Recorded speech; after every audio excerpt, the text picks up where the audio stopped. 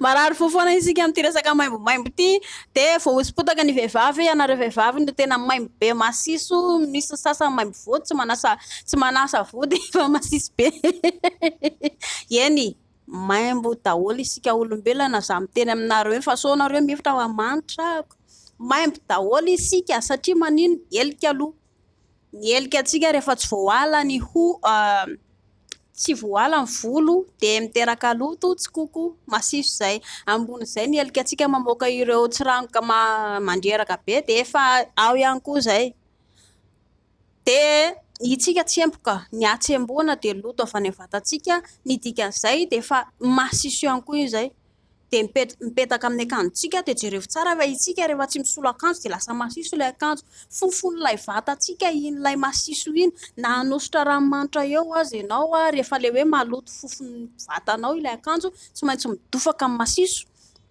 ny ary ambany ny olantsika zany le hoe masiso ny vehivavy masiso ny lehilahy tsy maintsy masiso daholo tompoko isika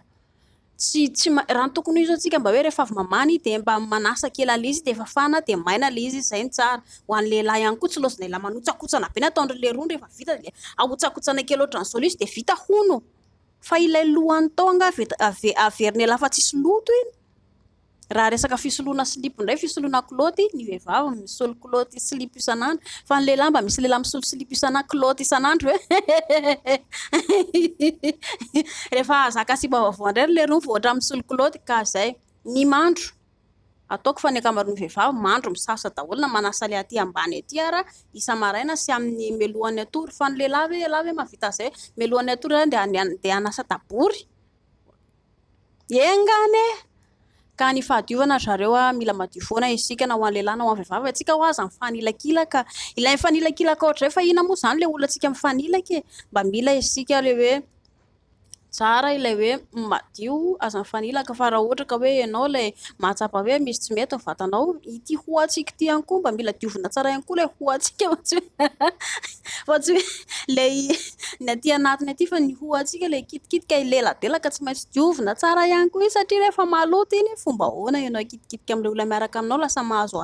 loto de lasa miteraka aretina otrika aretina ho an'ilay olona miaraka aminao tsara madio zareo aza mifanilaka isika fa mila madio ihany koa na ny lehilahy sy ny vehivavy miala amin'ny volo hatrary amin'ny lavaka ary aoriana ary de milamina tsara ianareo mampasotomana rehefa madio isika fa rehefa samy maimbomaimbo sy masisiso indrindra miaraka amin'ny vava andrekikako ianao makandoha sady makaleo no mampite hiala aingana ihany koa masto